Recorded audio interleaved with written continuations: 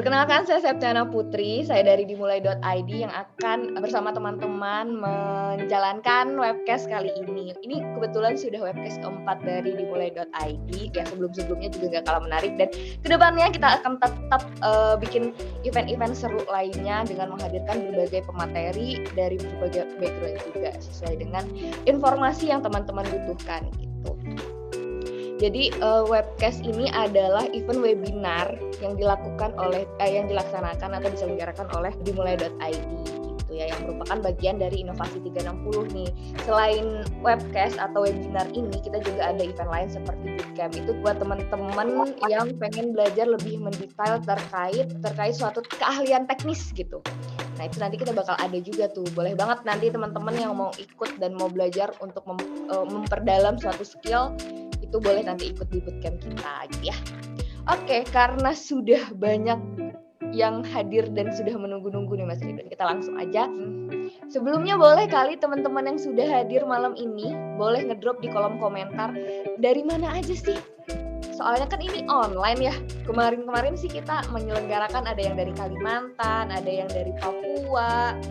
Kita baca-bacain ya Mas ya, buat tahu nih teman-teman dari mana. Pekanbaru Kak, wah jauh. Memang virtual ini benar-benar membuat kita terhubung meski kita dipisahkan oleh samudra dan lautan, tapi kita bisa belajar sama-sama. Ada dari Jakarta Selatan, dari Medan, dari Nganjuk, tuh dari Kalimantan. Dari Kalimantan sering banyak banget nih yang ikut biasanya, nggak pernah absen memang kalau dari Kalimantan. Oke, Mas Ridwan, langsung aja untuk event utama dari acara kita malam ini. Boleh banget nih Mas Ridwan langsung sharing terkait manajemen planningnya. Oke, baik. Bismillahirrahmanirrahim. Assalamualaikum warahmatullahi wabarakatuh. Selamat malam semuanya. Waalaikumsalam warahmatullahi wabarakatuh. Selamat malam, Mas Ridwan. Oke, hari ini kita akan coba sama-sama belajar ya teman-teman ya. Kita sama-sama coba sharing terkait financial planning gitu. Jadi kayak sebuah cara untuk menjadikan keuangan kita tuh bisa lebih sehat lagi seperti itu dari sebelumnya. Nah, bersama saya Ridwan Fajar Widodo ya teman-teman ya. Oke, jadi untuk terkait agenda malam ini. Nah, untuk terkait agenda malam ini ada kurang lebih ada 5 pembahasan. Pertama ada introduction, terus kedua ada financial goals, lalu ada piramida finansial, terus ada tips menyusun terkait financial planning, dan juga ada habits seperti itu teman-teman. Habits yang akan menunjang terkait gimana sih cara biar financial planning ini bisa sukses buat teman-teman pakai seperti itu. Nah, teman-teman misalkan kalau ada yang ingin bertanya, teman-teman bisa langsung drop kolom komentar aja ya. Sambil saya coba bahas satu persatu. Oke, jadi sebelumnya kenalin, bagi yang belum kenal, saya Ridwan Fajar Widodo. Saya merupakan lulusan dari Universitas Brawijaya Malang. Saya saat ini bekerja di PT Inovasi 360 sebagai Head of Community Development. Teman-teman bisa manggil saya sebagai Ridwan atau Fajar ya, atau mau panggilan apapun bebas, terserah teman-teman. Oke, ada yang pernah ngalamin ini nggak nih teman-teman? Jadi pasti hampir seluruh manusia itu pasti pernah ngalamin ini nih. Nah, yang pertama adalah terkait sungkan dan gengsi. Nah, sungkan dan gengsi itu tuh ternyata penyakit nomor 1 di Indonesia teman-teman. Kayak sungkan untuk menolak, gengsi bawa bekal sendiri, takut kayak dikira nggak mampu atau hal lainnya. Nah, terkait sungkan dan gengsi ini nih, obatnya tuh bisa dikatakan cuma satu. Gengsi dan sungkan itu tuh nggak akan membawa teman-teman tuh kemana-mana. Jadi teman-teman tuh harus coba move on untuk terkait sungkan dan gengsi seperti itu. Terus yang kedua, belum mengetahui cara mengelola keuangan dengan baik. Kesalahan nomor 1 orang itu terkait boros atau hal lainnya, itu dia nggak pernah nyatet pengeluaran, dia tuh nggak tahu habis kemana aja. Bahkan dia merasa kayak dirinya tuh sudah kerja keras kayak bagai kuda, tapi tuh kadang uangnya tuh kayak nggak tahu gitu. Perasaan kemarin aku habis gajian, tapi kok besoknya kayak uangnya kemana ya gitu. Pernah nggak sih kayak gitu? Pasti sering kan ya. Nah, kalau tanpa ada kayak pencatatan keuangan itu tuh kita kita lanjut ya. Kenapa kita perlu melakukan pencatatan keuangan? Karena angka tuh nggak akan pernah bohong gitu teman-teman. data itu tuh bisa membuka mata kita untuk bisa sadar terkait uang yang kita larikan tuh kemana aja, seperti itu. Nah terus yang ketiga ada lupa mengapresiasi diri sendiri. Nah kita tuh kayak pasti teman-teman suka bayar pajak, terus bayar tagihan terkait listrik, air, telepon dan lain sebagainya, tapi kita juga sering lupa buat membayar diri kita sendiri, kayak self reward seperti itu. Nah kalau nggak ada yang kalau kita nggak memikirkan terkait diri kita sendiri, terus siapa yang ingin memikirkan diri kita gitu. Terus yang keempat kayak masih suka nahan-nahan terkait bayar BPJS atau asuransi. Terus yang kelima ada menunggu momen untuk berinvestasi. Semua harus baru dan harus sekarang, misalkan kayak ada iPhone 17 gitu baru keluar dengan spek tinggi, spek dewa gitu ya. Kayak wah besok aku harus beli ini nih. Kayak nggak mau tahu gimana caranya aku harus lebih ngetrend daripada teman-teman yang lainnya gitu. Wah kayak pengen jadi nomor 1 terus gitu kan. Nah terus juga yang terakhir ada masih belum bisa menggunakan credit card dengan bijak gitu. Jadi wah mentang-mentang ada kita menggunakan credit card, kita pengen bisa beli apa aja gitu, walaupun ada limitnya juga belum sampai limit, kita gas terus nih sampai mentok gaspol gitu. Nah teman-teman pasti kalau pernah ngalamin kayak gini, teman-teman butuh namanya financial planning. Nah, kenapa kita membutuhkan financial planning? Karena agar uang yang kita terima setiap gajian itu tuh teman-teman nggak cuma permisi aja gitu, misi habis itu udah hilang. Nah, maka dari itu kita butuh namanya financial planning. Nah, mungkin teman-teman ada yang penasaran gitu ya terkait financial planning itu apaan sih? Nah, coba kita bahas ya. Oke Mas Ridwan, sebelum lanjut ke pembahasan utama, aku mau menginfokan dulu nih karena memang udah banyak banget yang di kolom komentar yang nanyain, Kak ini door prize-nya gimana? Katanya gitu. Jadi buat teman-teman yang mau dapat door prize, simak baik-baik materi dari Mas Ridwan karena kita akan memberikan kesempatan kepada 5 penanya terbaik dengan pertanyaan terbaik akan berkesempatan mendapatkan e-wallet buat masing-masing teman-teman gitu ya. Oke, silahkan Mas Ridwan dilanjut. Oke, jadi seperti itu ya teman-teman ya. Kalau misalkan teman-teman ingin dapat door prize, ingin ketiban cuan, teman-teman harus nyimak nih dan juga harus memberikan pertanyaan yang terbaik juga nih di sini nih. Nanti kita coba sama-sama saling diskusi seperti itu, oke?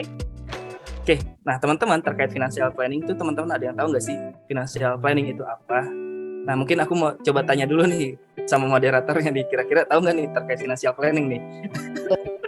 Aduh, saya ini pengennya sebenarnya ngikutin materi kali ini, saya pengen belajar nih dari Mas Ridwan. Sebenarnya masih yang nggak terlalu tahu, cuman secara awam aja sih paling taunya financial planning ya memanage uang kita supaya tidak terdistribusi dengan bijak untuk kebutuhan yang memang kita butuhkan, bukan kita inginkan. Itu sih setahu saya.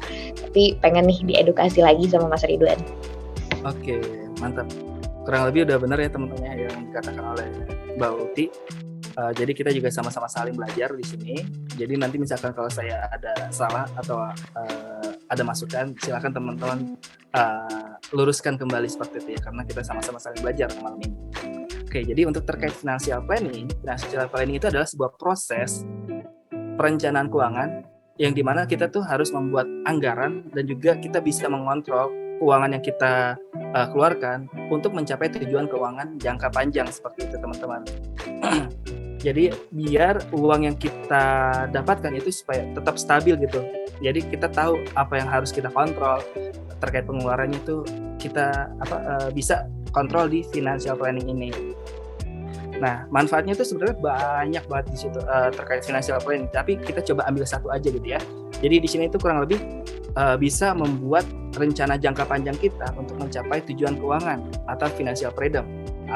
Di sini ada contoh kayak misalkan teman-teman ingin membeli rumah nih, atau membiayai pendidikan anak, atau merencanakan pensiun. Nah teman-teman bisa rencanakan di sini teman-teman seperti itu. Nah terus ada yang nanya nih, kira-kira sampai kapan Mas bikin financial planning? Nah sebenarnya untuk terkait sampai kapannya tuh nggak ada batasan teman-teman. Jadi umur hidup Kenapa? Karena ketika kita masih single atau ketika kita sudah menikah atau sudah memiliki anak bahkan itu tuh kita masih perlu memiliki perencanaan keuangan. Karena kenapa? Karena tujuan hidup kita tuh berbeda-beda seperti itu. Nah, dalam membuat financial planning, tentukan terlebih dahulu nih terkait tujuan keuangan dari masing-masing individu. Nah, di sini saya akan coba bagi ke 4 kuadran yang dimana tuh berdasarkan dari lahirnya teman-teman seperti itu. Oke, contoh di sini ada 4 kuadran. Yang pertama ada kuadran 1 atau generasi Z untuk kelahiran teman-teman yang kelahiran tahun 2001 sampai dengan tahun 2010. Nah, untuk teman-teman yang lahir di tahun 2001 sampai dengan 2010 itu teman-teman masih masuk ke fase di mana teman-teman masih perlu belajar dan juga bermain seperti itu. Nah, di mana biasanya untuk terkait generasi Z ini teman-teman tuh untuk terkait keuangannya tuh masih ditanggung oleh orang tua seperti itu. Nah, terus untuk yang kuadran kedua atau generasi milenial, generasi Y milenial. Nah, itu tuh biasanya tahun 1981 sampai dengan tahun 2000. Nah, di kuadran ini tuh kita coba kategorikan menjadi 2 untuk seseorang yang masih single dan juga yang sudah berkeluarga. Tentu memiliki tujuan keuangan yang berbeda-beda. Nah, untuk yang posisinya masih single, itu tuh biasanya teman-teman berfokus pada tujuan keuangan untuk mengumpulkan dana liburan, belanja, beli rumah, beli kendaraan, atau menyiapkan dana pernikahan. Lalu yang kedua, generasi Y yang kategori yang sudah berkeluarga, mungkin tujuan keuangannya bisa terkait mengumpulkan biaya kelahiran, biaya pendidikan, atau liburan bersama keluarga, atau bisa juga lunasi KPR seperti itu. Nah, terus yang kuadran 3 atau generasi X untuk kelahiran tahun 1961 sampai dengan 80-an.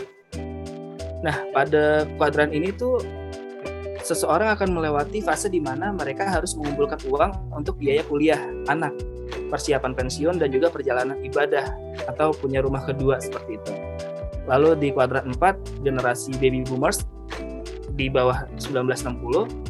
Nah, di fase ini seseorang akan mulai menyiapkan pemasukan saat pensiun, liburan, kesehatan, dan juga terkait kesejahteraan anak-anak yang masih berada pada kuadran kedua atau generasi milenial yang tadi.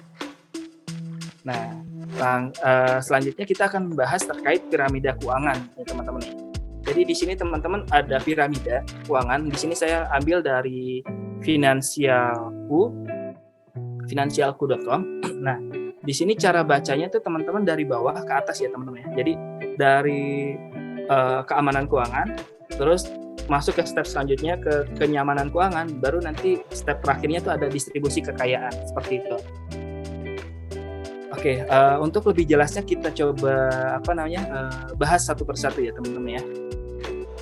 Jadi di piramida keuangan untuk fase yang pertama itu terkait keamanan keuangan. Nah, keamanan keuangan ini teman-teman tuh harus memenuhi kebutuhan jangka pendek. Nah, kalau keamanan keuangan ini nih berfokus ke jangka pendek teman-teman. Jangka pendek terkait kayak mengelola arus kas, dana darurat, dan juga terkait pembayaran utang. Nah, pastikan untuk terkait finansial teman-teman itu tuh harus mencukupi selama 12 bulan ke depan terkait kebutuhan yang terkait arus kas ataupun dana darurat dan juga utang seperti itu. Baru nanti teman-teman bisa dikategorikan masuk ke dalam fase keamanan keuangan. Tapi misalkan kalau teman-teman masih belum bisa mengatur terkait arus kas, terkait dana darurat, ataupun masih cukup banyak yang perlu dibayar, teman-teman tuh masih belum bisa dikatakan masuk ke dalam kategori keamanan keuangan seperti itu. Nah, untuk strategi teman-teman dalam masuk ke keamanan keuangan, teman-teman tuh pertama harus buat dan jalankan terkait anggaran. Terus yang kedua kayak bikin catatan keuangan. Terus yang ketiga memiliki dana darurat, dan yang terakhir itu memiliki uang pertanggungan asuransi sesuai dengan kebutuhan. Nah, kalau dalam memilih asuransi itu juga teman-teman ada pertimbangannya gitu. Jadi pertama kayak teman-teman beberapa pertimbangan yang teman-teman harus pilih terkait memilih asuransi, teman-teman tuh harus pahami dulu nih terkait syarat dan ketentuan polisnya sebelum teman-teman membeli jasa asuransinya. Terus yang kedua kayak pastikan terkait seberapa besar dana perlindungan yang dibutuhkan serta jangka waktu perlindungan yang diinginkan. Terus yang ketiga ada kayak pertimbangkan juga terkait premi yang harus dibayar dan apakah teman-teman tuh mampu membayar secara rutin terkait premi tersebut dan lain sebagainya seperti itu. Nah, setelah teman-teman masuk ke dalam tahap keamanan keuangan, langkah selanjutnya adalah teman-teman masuk ke dalam fase kenyamanan keuangan. Kalau keamanan keuangan ini fokusnya pada jangka pendek, nah kalau kenyamanan keuangan ini fokus ke jangka menengah dan juga jangka panjang, yang dimana fasenya itu butuh waktu sekitar 1 sampai 5 tahun untuk jangka menengah, sedangkan kalau untuk jangka panjang itu lebih dari 5 tahun biasanya seperti itu. Nah, seseorang yang nyaman secara keuangan dapat memenuhi biaya untuk liburan ke luar negeri, perjalanan ibadah, menyiapkan uang muka untuk membeli rumah, dan mempersiapkan dana pendidikan anak, dan juga mempersiapkan terkait dana pensiun. Nah, strateginya kurang lebih sama yang seperti keamanan keuangan. Cuma di sini kita sudah mulai mempersiapkan terkait warisan seperti itu untuk anak dan cucu. Lalu fase di atasnya lagi ketika kita sudah nyaman, jadi yang pertama kan aman nih. Pertama keuangan kita misalkan kalau udah aman, terus atasnya sudah nyaman, terus atasnya lagi masuk ke fase distribusi kekayaan. Nah, jangan sampai kekayaan atau harta teman-teman yang sudah teman-teman kumpulkan dengan jerih payah dapat menjadikan sumber keretakan dalam rumah tangga. Nah, teman-teman tuh harus mulai melakukan kayak perencanaan terkait ahli waris untuk memastikan pemindahan kekayaan kamu kepada orang yang tepat, dalam jumlah yang tepat, pada waktu yang tepat, dan juga dengan cara yang tepat, seperti itu. Nah, setelah teman-teman mengetahui terkait tujuan keuangan teman-teman sesuai dengan generasi teman-teman, terus juga teman-teman juga sudah tahu terkait piramida finansial, sekarang ada namanya metode financial planning, yang dimana metode ini tuh disesuaikan dengan kebutuhan dan juga tujuan dari teman-teman, tujuan dari keuangan teman-teman seperti itu. Nah, di sini saya ngambil 3 contoh yang dimana biasanya banyak banget digunakan di masyarakat. Jadi ada contoh metode 50-20-30, metode 40-30-20-10, dan metode 70-20-10. Nah, maksudnya apa sih metode 50-20-30? Nah, maksudnya adalah metode yang dimana uang yang kita miliki, pemasukan yang kita dapatkan, itu tuh kita coba bagi menjadi 3 bagian, yang dimana 50%-nya itu digunakan untuk memenuhi kebutuhan pokok, terus 30%-nya digunakan untuk keinginan, dan 20%-nya untuk tabungan investasi. Nah, terus kalau untuk terkait metode 40-30-20-10, itu tuh dana yang kita dapatkan itu tuh kita bagi menjadi 3, kita bagi menjadi 4. Yang dimana 40%-nya untuk kebutuhan, 30%-nya untuk cicilan, 20%-nya untuk investasi, dan juga 10%-nya untuk donasi. Nah, begitu pula juga dengan 70-20-10, dana yang kita dapatkan kita bagi jadi 3 untuk kebutuhan, tabungan, dan juga investasi. Nah, untuk terkait ini coba sebagai contoh aja. Jadi teman-teman nanti ketika dalam proses membuat financial planning, teman-teman tuh ditentukan juga dengan preferensi dan juga tujuan dari keuangan teman-teman seperti itu. Nah, di sini aku coba mau kasih tahu gimana sih cara dalam membuat financial planning gitu ya. Jadi yang pertama, teman-teman tentukan dulu nih pengeluaran apa aja yang akan teman-teman keluarkan. Nah, biasanya nih ketika teman-teman gajian tuh kadang suka khilaf ya. Barang-barang yang di Shopee atau di Tokopedia atau di lainnya belum aku check out nih, gas lah check out semua gitu kan. Terus tiba-tiba tanggal 10, kok duit hilang gitu. Terus padahal tagihan listrik, tagihan wifi, telepon tuh belum dibayar kan, bingung kan mau bayarnya kayak gimana kan. Nah, pastikan terlebih dahulu teman-teman tuh harus pengeluaran, catat dulu nih kira-kira teman-teman apa aja yang teman-teman keluarkan untuk terkait uangnya gitu. Misalkan, saya biasanya setiap bulannya butuh buat bayar tagihan wifi, terus butuh buat biaya listrik, biaya wifi, biaya telepon dan lain sebagainya. Teman-teman tuh perlu dicatat. Kayak misalkan kalau untuk tagihan yang sekiranya fluktuatif harganya, itu teman-teman bisa ngambil 3 bulan, rata-rata dari 3 bulan terakhir, seperti itu. Kan kayak misalkan contoh tagihan listrik, itu kan sesuai dengan pemakaian kita kan. Jadi teman-teman tuh ambil rata-rata 3 bulan terakhir gitu. Baru nanti teman-teman catat, biasanya tagihan listrik saya keluarkan setiap bulannya tuh mencapai 500.000 per bulan, seperti itu. Nah, teman-teman catat tagihan listrik 500.000 per bulan, wifi misalkan 200.000 per bulan, pulsa 100.000 per bulan. Nah, itu tuh semua pengeluaran yang teman-teman keluarkan, itu tuh teman-teman pertama catat dulu nih, kira-kira apa aja yang teman-teman keluarin gitu. Terus yang kedua, kurangi kebutuhan yang tidak terlalu penting. Nah, kayak tadi nih, ada produk baru nih dari jeruk gitu kan, langsung masuk ke dalam keranjang, terus gimana caranya check out gitu. Itu kalau bisa dikurang-kurangi seperti itu. Jadi teman-teman, tipsnya adalah yang pertama kayak berpikir dulu nih sebelum membeli sesuatu. Walaupun ada embel-embel diskon, teman-teman tuh juga harus berpikir apakah barang yang akan saya beli itu tuh dapat bermanfaat bagi saya atau bisa menunjang produktivitas saya atau tidak, seperti itu. Jangan hanya mementingkan hawa nafsu aja. Wah, ini nih barang branded nih, lagi diskon, harus gas lah gitu. Jangan ya teman-teman ya. Terus yang kedua, kasih kayak jeda waktu kayak sekitar 1-2 hari atau bahkan 1 minggu buat teman-teman mikirin lagi nih untuk terkait barang tersebut nih, apakah emang benar-benar barang tersebut itu dibutuhkan oleh teman-teman atau bisa dinanti-nanti dulu lah gitu. Nah, terus yang ketiga, kan teman-teman udah coba catat kan semua pengeluaran yang teman-teman akan keluarkan. Nah, teman-teman tuh coba kategorikan nih, kira-kira mana aja nih terkait kebutuhan pokok, terus ada nggak hutang yang teman-teman harus bayar, terus ada nggak kayak kira-kira tujuan yang teman-teman akan tuju dan lain sebagainya, itu teman-teman kategorikan di situ tuh. Nah, terus yang keempat, persiapkan tujuan yang ingin kamu capai. Nah, teman-teman untuk terkait tujuan keuangan ini disesuaikan dengan yang tadi ya. Jadi misalkan kalau teman-teman masuk ke generasi milenial dan masih single, mungkin teman-teman bisa buat kayak tujuan untuk merencanakan terkait anggaran pernikahan, seperti itu. Atau mungkin teman-teman yang sudah berkeluarga mungkin bisa mempersiapkan terkait dana persalinan anak dan lain sebagainya, atau bahkan dana pendidikan anak, seperti itu. Lalu yang kelima, tentukan juga nih kira-kira target setiap porsi tujuan yang ingin kamu capai. Kayak contoh,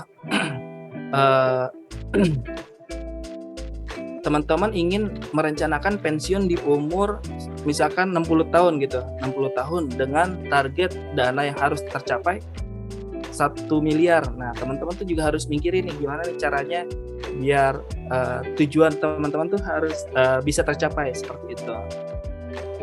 Terus yang keenam, jangan lupa self reward. Maksudnya self reward nih gimana sih? Kayak teman-teman kasih tantangan gitu kepada diri teman-teman apabila konsisten dalam melakukan pencatatan keuangan, misalkan kayak dalam kurun waktu 1 bulan tanpa putus. Nah, teman-teman tuh coba kasih reward ke diri sendiri gitu, kayak misalkan kalau aku nggak putus selama 1 bulan ke depan, aku beli minuman chat time atau apa gitu buat banggain diri sendiri, kayak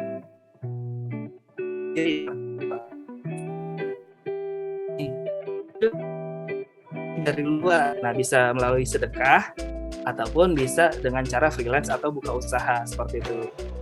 Terus yang ke-8, biarkan uang bekerja untuk kita. Nah, ini bisa dengan cara investasi gitu. Nah, biasanya kalau kita investasi tuh selalu ada beberapa emiten yang rajin untuk membagikan dividen atau keuntungan perusahaan kepada setiap investornya. Nah, teman-teman, setiap uang yang tersisa mungkin teman-teman bisa masukkan ke dalam investasi biar nanti tuh istilahnya biar uang tersebut tuh bisa bekerja buat kita gitu. Terus yang terakhir, jangan lupa untuk evaluasi rutin setiap bulannya. Nah, untuk evaluasi ini tujuannya apa sih? Tujuannya adalah agar kita tahu apakah cara yang kita lakukan ini udah baik dan benar atau belum gitu. Misalkan kalau kelihatannya untuk terkait 40% buat kebutuhan pokok kurang deh. Nah, berarti tuh teman-teman harus tingkatin lagi dan juga harus dikurangin terkait kebutuhan lainnya seperti itu. Nah, tujuannya adalah seperti itu. Apakah cara yang teman-teman pakai itu sudah tepat atau belum seperti itu. Nah, untuk menunjang agar financial planning ini bisa berjalan dengan lancar, teman-teman juga butuh namanya sebuah kebiasaan atau habit, teman-teman. Sebelum masuk ke situ, ini dulu. Jadi di sini metode yang saya gunakan kan, kalau tadi kan ada yang metode 50-20-30, ada yang 40-20-30-10, ada yang lain sebagainya. Nah, mungkin teman-teman bertanya terkait metode yang saya gunakan tuh apa sih gitu kan.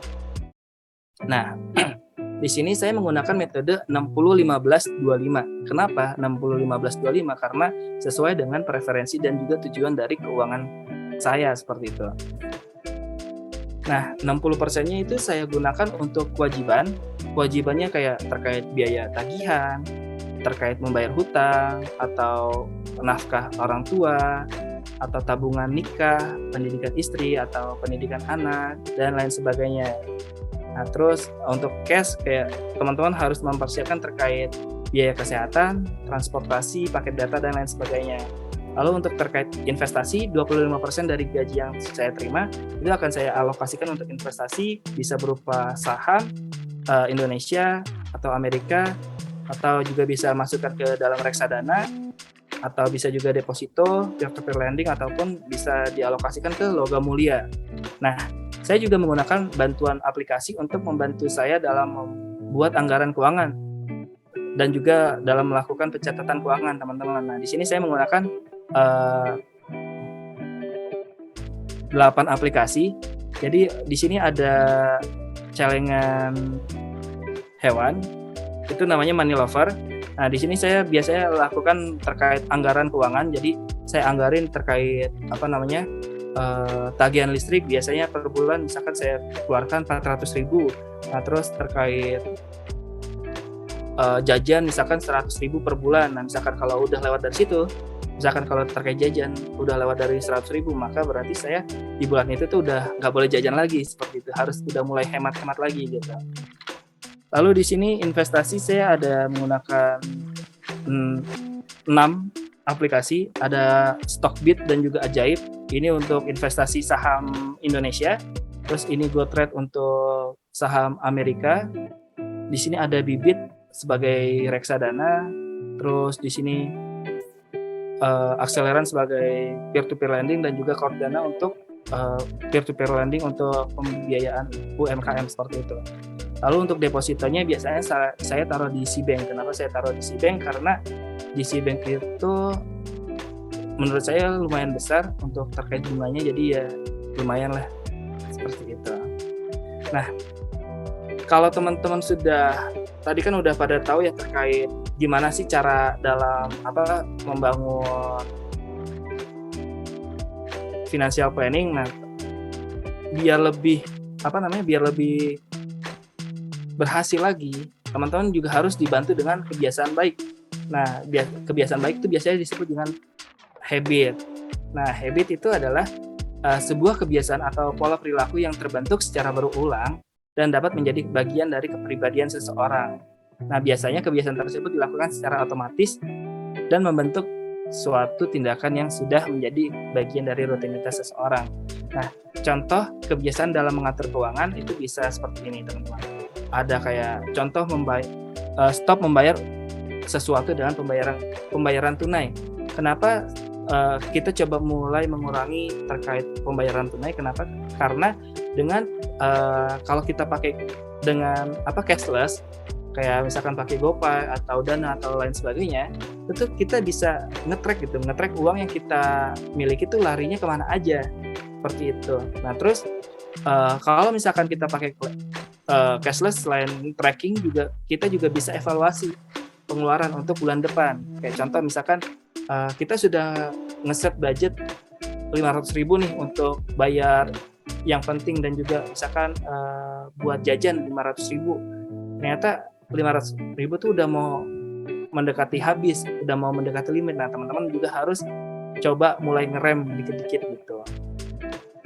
Nah, terus coba mulai auto investing, kayak misalkan coba mulai dari yang memiliki resiko rendah kayak reksadana dan lain sebagainya. Terus juga berani untuk bilang tidak.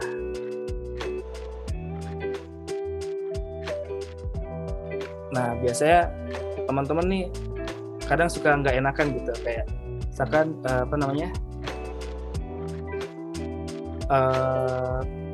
teman-teman kayak misalkan ingin sesuatu, terus teman-teman bilang pinjam duit dong gitu, terus kayak bulan ini lagi banyak pengeluaran, kayak bayarin dulu dong gitu, nanti habis gajian aku ganti gitu. Jadi buat teman-teman yang kaum tidak enakan, mungkin coba difikirkan kembali, misalkan kalau ingin bantu seperti itu. Kenapa? Karena semakin kita nggak enak untuk menolaknya, maka semakin itu pula mereka makin nyaman untuk meminta ke kita seperti itu. Terus yang kelima, bangun pagi setiap hari. Kenapa? Karena dengan bangun pagi setiap hari itu bisa meningkatkan produktivitas kita gitu. Jadi pekerjaan-pekerjaan yang kita kerjakan, misalkan kalau kita kerjakan lebih awal, dan juga semakin biasanya kalau pagi itu tuh otak kita tuh masih fresh gitu, jadi setiap pekerjaan tuh bisa lebih cepat buat selesai. Nah, misalkan kalau udah cepat selesai kan sorenya kan udah mulai senggang kan, nah kita bisa coba belajar terkait apapun seperti itu ya. Mungkin itu aja dari aku. Ada yang ingin ditanya nggak? Ada yang ingin ditanyain nggak dari teman-teman? Oke, thank you Mas Ridwan untuk pemaparan materinya terkait financial planning. Aku tuh mau ngasih satu tips juga nih Mas, versi aku yang cukup efektif ketika setelah dilakukan gitu ya. Aku tuh anaknya kan nulis banget gitu ya Mas. Nah, jadi aku memanfaatkan kebiasaan menulisku itu dengan yang dikolaborasikan dengan manajemenku financial management ini Mas. Jadi kebetulan aku tuh suka banget nyatetin dengan financial planner gitu loh. Jadi itu benar-benar membantu aku buat bisa nge-track kayak pengeluaran aku apa aja gitu. Karena di dalamnya cukup lengkap gitu ya, ada kayak catatan pengeluaran, tabungan self reward segala macam gitu. Nah kebetulan banget nih dimulai bakal ngeluarin produk yang merupakan financial planner. Jadi buat teman-teman yang mau membuat catatan keuangannya itu bisa banget nih pakai ini. Soalnya aku sudah menggunakan financial planner gitu, dan memang sangat efektif banget. Jadi kayak pas dicek lagi, kok banyak banget ya pengeluarannya, kok banyak banget nih check out Shopee-nya nih gitu, kayaknya ketahuan gitu. Selain dari history yang tadi mungkin masih ada teman-teman yang masih kayak belum ke terlalu cashless, ini membantu banget nih buat kita tuh bisa nge-track kemana ya uang kita gitu. Apalagi buat teman-teman yang ngekos gitu kan, harus bayar kosan, harus transportasi kalau ke kantor ataupun ke kampus misalnya yang kuliah, itu perlu banget tuh memanfaatkan financial planner ini gitu. Soalnya benar-benar efektif, bantu manajemen banget gitu. Gitu sih Mas kalau dari aku ya. Tambahan aja sedikit. Jadi itu cukup kebiasaan baik yang membantu lah untuk melakukan manajemen keuangan gitu. Oke, terima kasih Mas Ridwan karena sudah rame banget nih yang tanya. Saya juga nyampe bingung nih, pertanyaannya banyak banget dan macam-macam nih. Ini ada yang nanya nih juga Mas tadi, yang saya lumayan tertarik nih. Tadi kan Mas Ridwan ngasih contoh beberapa contoh tuh terkait kalau misalnya gajian gitu. Nah kalau misalnya teman-teman yang mahasiswa gimana ya Kak, boleh nggak sih kita tuh investasi, katanya tadi siapa ya, sebentar, boleh nggak sih Kak mulai investasi kalau misalnya masih kuliah, katanya gitu. Boleh nggak tuh Mas? Gimana tuh pandangan Mas Ridwan kalau misalnya kayak teman-teman mahasiswa nih? Soalnya saya gitu Mas, jadi waktu zaman kuliah dan sampai hari ini itu adalah penyesalan terbesar buat saya. Karena kayak zaman kuliah itu sebenarnya saya ada kayak part time atau nge-asdos, nge-aslab gitu. Nah kebetulan itu kan dibayar ya sama kampus, tapi uangnya tuh kayak tidak ditabung, dan itu kayak aduh nyesel banget kalau zaman kuliah. Nah udah udah aware sama ini tuh udah aware sama financial planning pasti udah punya tabungan gitu. Gimana tuh Mas? Pandangan Mas Ridwan tentang mahasiswa yang ingin mulai investment.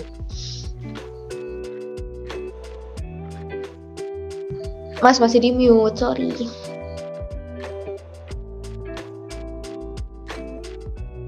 Oke, terima kasih Mbak Uti udah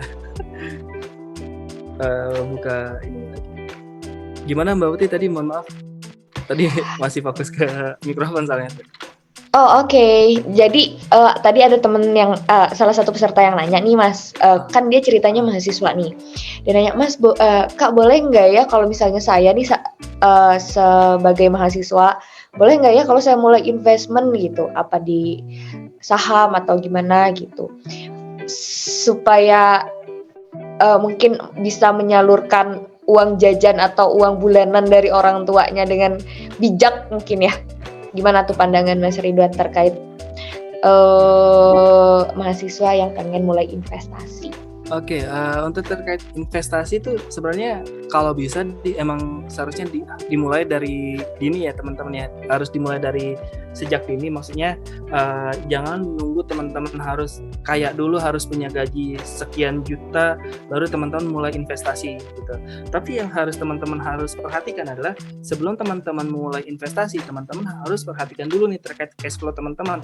Apakah cash flow teman-teman tuh sudah aman atau belum? Maksudnya apakah masih ada tanggungan atau belum, gimana terkait pembiayaan kebutuhan pokoknya, apakah sudah terpenuhi atau belum.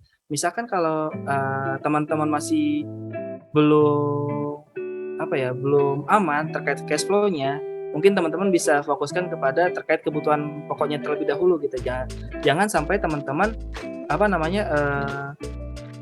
coba-coba investasi menggunakan uang panas. Uang panas itu dalam artian uang yang biasa teman-teman gunakan untuk memenuhi kebutuhan sehari-hari gitu.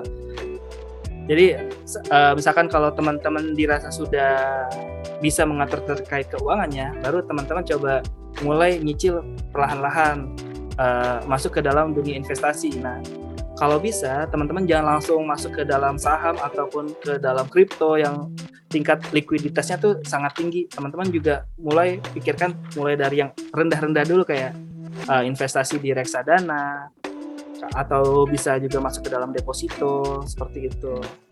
Nah, reksadananya mungkin bisa di pendapatan tetap ataupun di campuran seperti itu, yang mungkin tingkat resikonya minim gitu. Ya sesuai dengan resiko ya. Misalkan kalau resikonya minim juga pasti returnnya juga kecil gitu. Misalkan kalau resikonya tinggi, otomatis returnnya juga tinggi. Seperti itu. Ya, apakah sudah menjawab Mbak Uti terkait pertanyaannya? Oke, thank you Mas. Semoga menjawab ya buat teman-teman yang tadi nanya. Tadi saya lupa namanya siapa. Nanti kita cari aja ya. Terus ini ada pertanyaan lagi nih Mas dari Dewi Utami, Bandung. Wah, deket nih dari sini nih, jangan-jangan. Mau nanya nih Kak, gimana nih kalau kita sudah buat financial planning yang baik, tapi pada akhirnya tetap habis juga. Itu yang namanya uang. Apa memang ada pengaruhnya yang namanya invisible hand? Nah, misalkan kalau teman-teman udah coba, baik, terima kasih sebelumnya buat Mbak Dewi yang udah mau bertanya. Saya izin jawab ya. Jadi untuk terkait teman-teman yang mungkin sudah coba buat terkait financial planning nih teman-teman nih, tapi teman-teman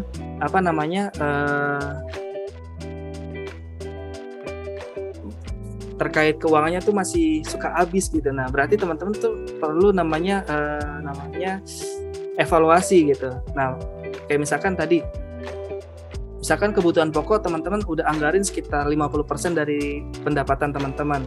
Nah, misalkan kalau dirasa kurang, nah teman-teman bisa tingkatin lagi nih persentase kebutuhan pokoknya seperti itu. Nah, terus misalkan kalau teman-teman ada beberapa kategori, misalkan pemenuhan kebutuhan pokok, terus ada investasi, ada pembayaran cicilan, nah teman-teman bisa tuh tambahin lagi misalkan kategori apa gitu. Nah, jadi semuanya disesuaikan sama preferensi dan tujuan dari keuangan teman-teman. Nah, kalau bisa uh, setelah teman-teman buat financial planning, teman-teman juga harus lakukan evaluasi. Nah, seperti tadi Mbak Dewi yang bertanya-tanya kenapa setelah saya membuat financial planning tapi uangnya itu tetap habis. Nah, berarti Mbak Dewi perlu coba dievaluasi lagi nih terkait pengaturan kategorinya, apakah sudah tepat atau belum, seperti itu. Semoga menjawab ya Mbak Dewi. Oke, semoga menjawab ya Bu Dewi ya. Oke, lanjut, ini ada dari Istiqlaliyah dari Singaparna. Bagaimana ya Kak cara kita sebagai anak SMA dalam menyikapi sikap konsumtif? Karena adanya aplikasi online, terlebih banyak produk-produk buatan luar negeri diimpor yang membuat kita selalu ingin membeli, sedangkan keuangan kita tidak terkontrol. Nih barang-barang dari China nih seringkali kok murah banget gitu, jadi menggoda buat di check out di Shopee ya. Bener ya Mbak Istiqlaliyah? Soalnya saya juga gitu. Boleh Mas Ridwan dijawab. Oke, tadi gimana sih cara biar kita bisa mengurangi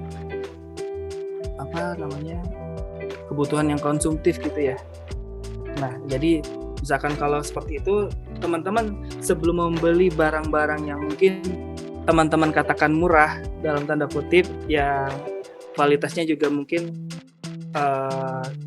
perlu dipertimbangkan kembali, atau terkait beli barang-barang yang branded yang harganya cukup fantastis, juga teman-teman juga harus pertimbangkan kayak terkait apakah barang yang akan teman-teman beli itu tuh sesuai dengan kebutuhan atau tidak, seperti itu. Jadi coba teman-teman masukin dulu aja, nggak apa-apa, masukin ke keranjang belanjaan, terus disalawatin aja dulu, siapa tahu kan ada rezeki gitu ya, ada rezeki yang masuk tiba-tiba. Nah, terus bisa juga beli gitu.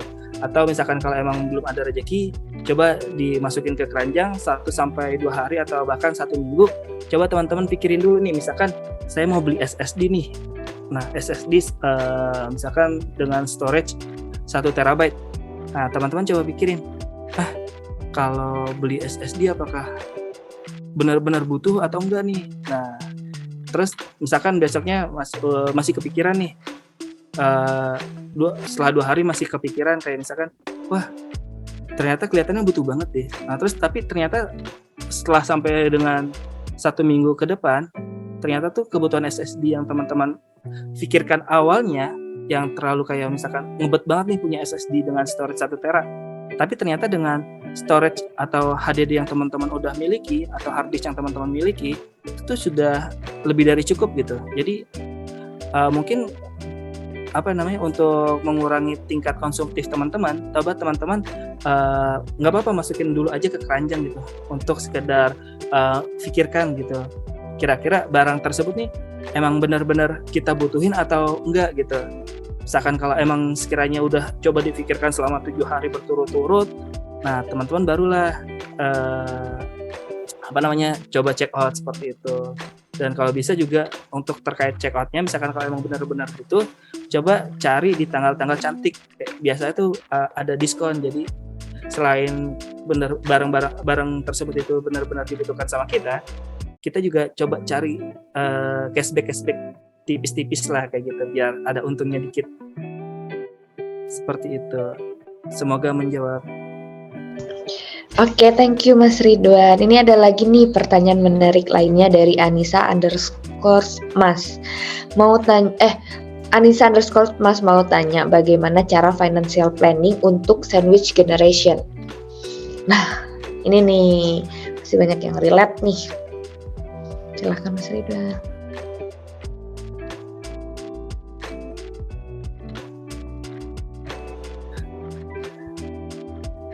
Mohon maaf tadi ke-mute lagi. Gimana cara kelola keuangan untuk sandwich generation? Sandwich generation tuh kalau nggak salah ini ya, istilah buat seseorang yang menanggung biaya hidup keluarganya dalam artian istri dan anaknya atau keluarganya dan orang tuanya gitu loh Mas. Jadi dia bertanggung jawab untuk misalnya membiayai sekolah adiknya, misalnya membayar tagihan-tagihan yang ada di rumah, tapi juga dia berkewajiban untuk menghidupi dirinya dan keluarganya sendiri gitu. Oh, oke. Jadi tadi tips gimana cara kelola keuangan untuk sandwich generation ya. Nah, ya tadi yang seperti tadi saya coba informasikan ya teman-teman ya. Jadi teman-teman tuh pertama tentukan dulu nih terkait pengeluaran apa aja yang sekiranya teman-teman keluarkan gitu. Jadi misalkan teman-teman menanggung semua beban keluarga gitu ya, mulai dari bantu adik buat sekolah atau kebutuhan pokok terkait beli nasi ataupun apapun terkait kebutuhan di rumah, teman-teman tuh harus catat dulu gitu. Kira-kira apa aja yang sekiranya teman-teman keluarkan di setiap bulannya. Nanti misalkan kalau udah teman-teman catat, teman-teman coba kategorikan. Habis dikategorikan, coba teman-teman tentuin dulu nih tujuan teman-teman buat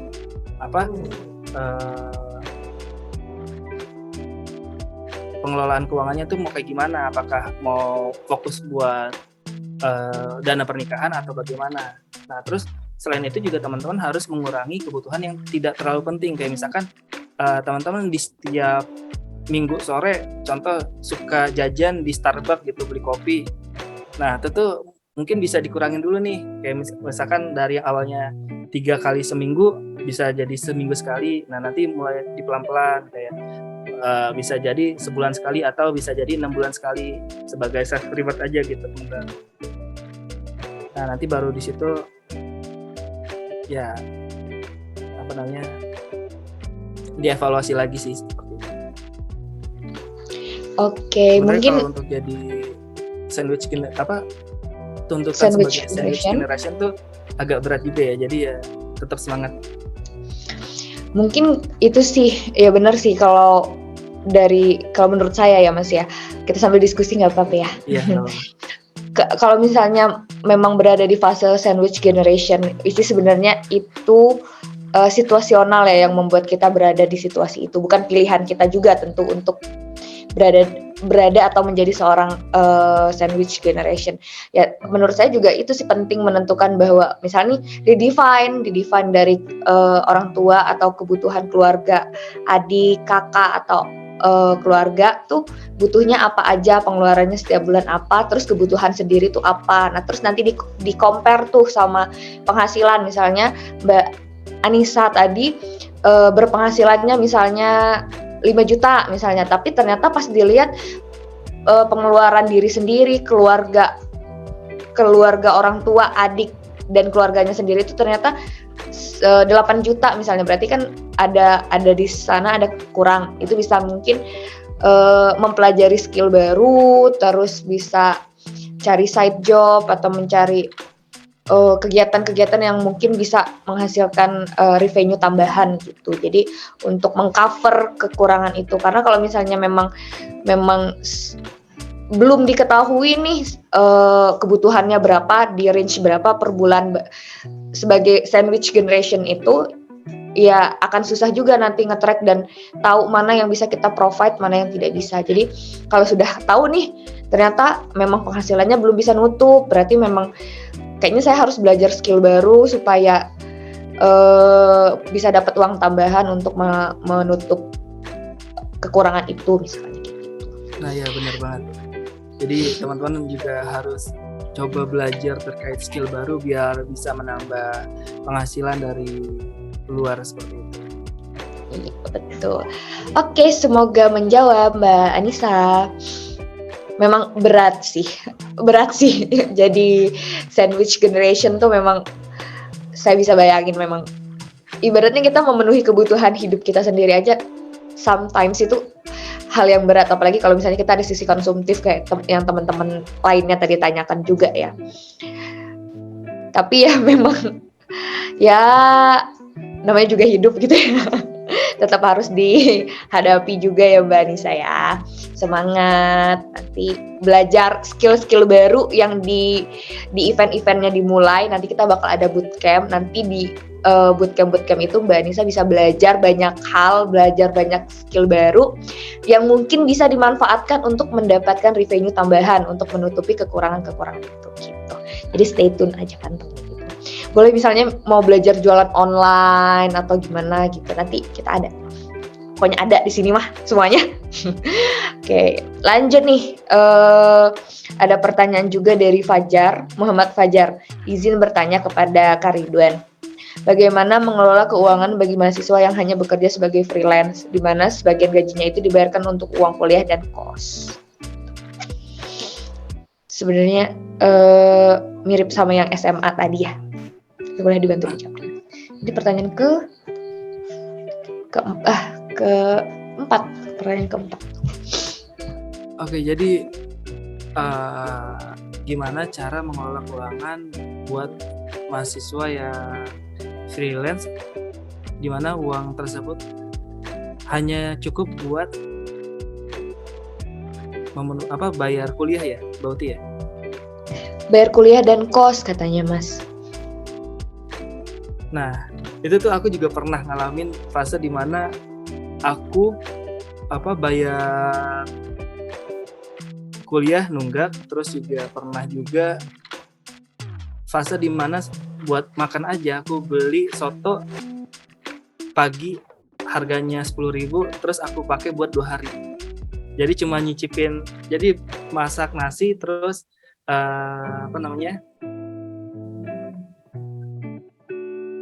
bumbu airnya tuh cuma buat rasain rasa sotonya doang sih. Itu tuh aku juga pernah kayak gitu. Nah, biasanya kalau kayak gitu tuh aku kemarin sih kayak sambil-sambilan kayak terkait ngerjain project-project desain dari luar. Terus ada juga jualan kayak baju bekas. Dulu juga tuh pernah ada momen dimana aku juga pernah ikut flash sale HP. Kalau teman-teman tahu tuh dulu ada namanya Redmi 5A. Itu kalau kita beli di harga flash sale itu sekitar 1 juta, terus kita bisa jual laku sekitar 1,5 juta. Tuh lumayan tuh. Ada keuntungan sekitar 500.000. Nah, jadi gimana teman-teman bisa memanfaatkan peluang dengan baik dan benar gitu. Kayak pandai-pandai teman-teman buat cari peluang aja sih. Kayak misalkan kalau teman-teman nggak cukup di satu freelance, mungkin teman-teman bisa tambah juga di job-job lainnya seperti itu buat pemasukan seperti itu. Dan jangan lupa untuk difikirkan juga terkait kesehatannya juga ya teman-teman. Jangan teman-teman fokus buat cari kerja, tapi kuliah atau kesehatan teman-teman jadi terabaikan seperti itu. Oke, thank you Mas Ridwan. Oke, ada satu pertanyaan terakhir yang bisa kita bacain. Ini sudah banyak banget nih. Oke. Salah satu saja ya kita baca. Dari Davin Syah. Pertanyaannya, izin bertanya Kak, seberapa penting dan berpengaruhnya pemahaman literasi keuangan sebelum merealisasikan financial plan? Karena berdasarkan artikel yang saya baca, banyak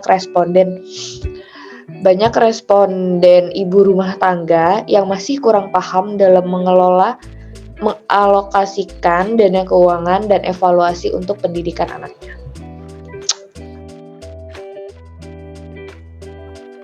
Gimana Mbak Uti, bisa diulangi?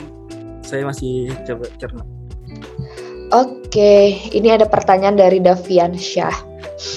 Izin bertanya Kak, seberapa penting dan berpengaruhnya pemahaman literasi keuangan sebelum merealisasikan financial plan?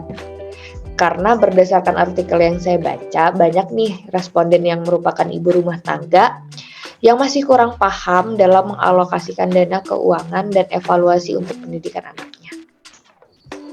Oke, jadi terima kasih buat pertanyaannya. Terima kasih juga Mbak Uti udah coba ngulang lagi. Jadi untuk terkait literasi keuangan, teman-teman kalau bisa itu dimulai sejak dini ya teman-teman ya. Jadi teman-teman coba pelajari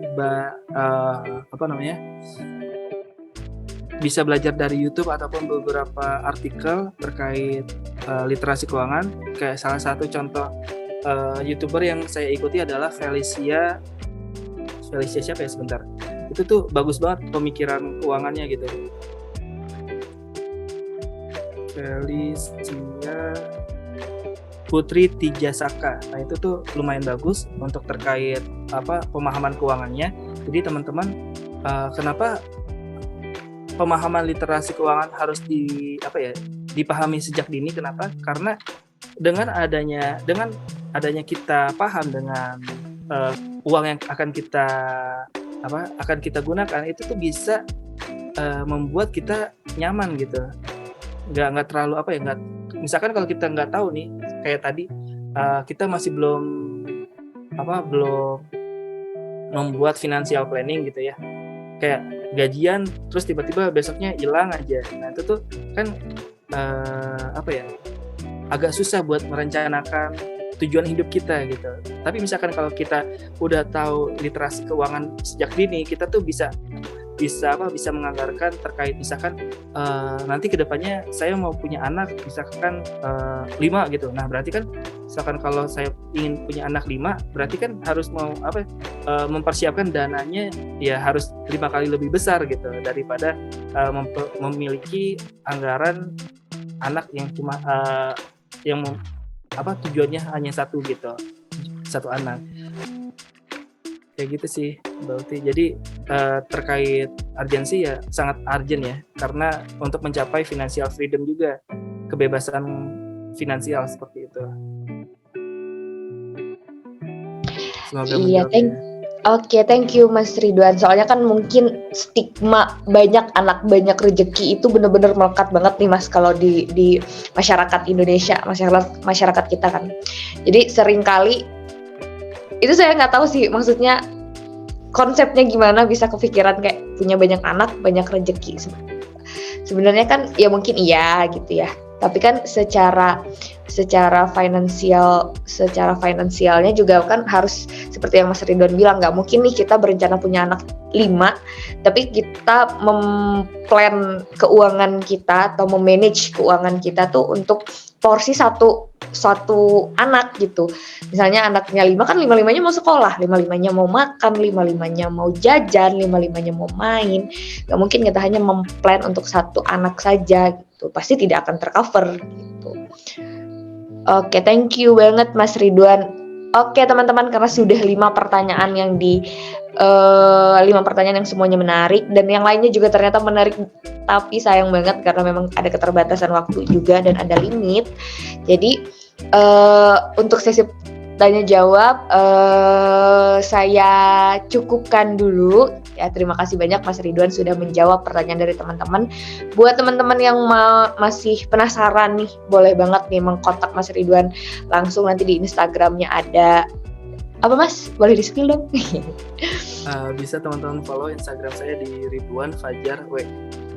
Oke, Ridwan Fajar W. Boleh tuh tanya-tanya apa aja ke Mas Ridwan, boleh ya Mas ya, tentang finansial keuangan loh ya. Tapi sama jangan lupa nih buat teman-teman, jangan lupa isi form feedback yang sudah di-share dari tim dimulai.id, karena itu akan terkait dengan sertifikat ya.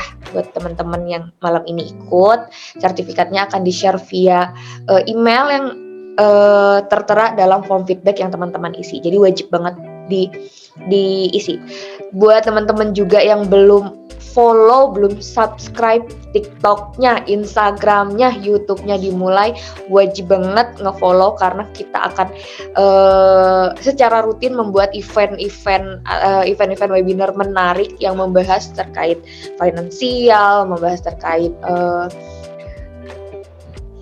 mental health, macam-macam deh pokoknya. Kita juga ada bootcamp yang memang dikhususkan untuk teman-teman yang mau meningkatkan hard skill nih, buat kayak yang tadi pertanyaan dari Mbak Anissa kalau saya nggak salah ingat namanya, buat yang mau misalnya mau upgrade skill diri, upgrade technical skill, boleh banget tuh ikut event dari dimulai.id. Itu event bootcampnya nanti bakalan ada gitu. Siapa tahu itu bisa jadi salah satu solusi buat teman-teman yang butuh tambahan pemasukan misalnya setiap bulannya. Ya memang startnya dari menambah value diri dulu gitu. Oke, terima kasih banyak buat teman-teman dan Mas Ridwan terutama karena sudah bersedia sharing sama kita malam ini terkait financial management. Sangat memberi pencerahan personally buat saya juga, dan semoga buat teman-teman yang lain juga merasakan hal yang sama seperti saya. Jadi kita sama-sama ke depannya bisa mengimplementasikan ilmu yang sudah di-share sama Mas Ridwan buat kita sendiri juga gitu, buat manage keuangan kita. Tapi sebelum saya tutup acara malam ini, boleh nggak nih minta tolong buat teman-teman kita foto bersama dulu, open cam dulu gitu ya. Oke. Yuk ditunggu, boleh open cam dulu yuk. Oh iya, buat teman-teman tadi yang pertanyaannya sudah saya bacakan dan sudah dijawab sama Mas Ridwan, boleh nanti menghubungi via WA teman dari tim adminnya dimulai.id ya. Nanti bisa langsung ngechat via personal chat juga boleh gitu, atau di grup juga nggak apa-apa. Oke, yuk open cam dulu yuk. Nah, buat teman-teman yang masih hands up, saya izin buat lower hand dulu ya. Oke, sip. Yuk, mana lagi yuk? Masih banyak nih yang belum kita open cam dulu. Oke, yuk open cam dulu yuk.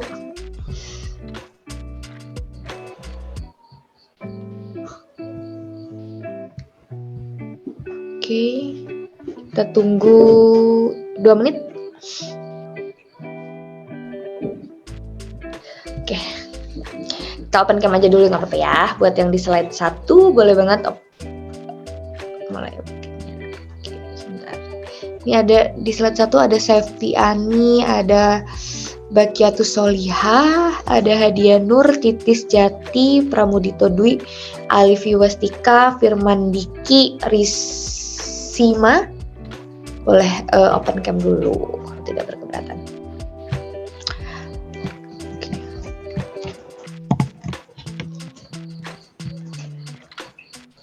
Oke, saya hitung sampai 3, boleh bergaya ya, yang berikan gaya terbaik teman-teman semua.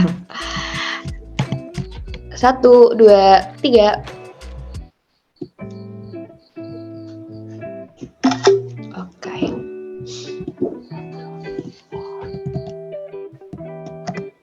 Sekali lagi dong, boleh buat teman-teman yang ada di slide 2 dan seterusnya. Buat sebentar ya.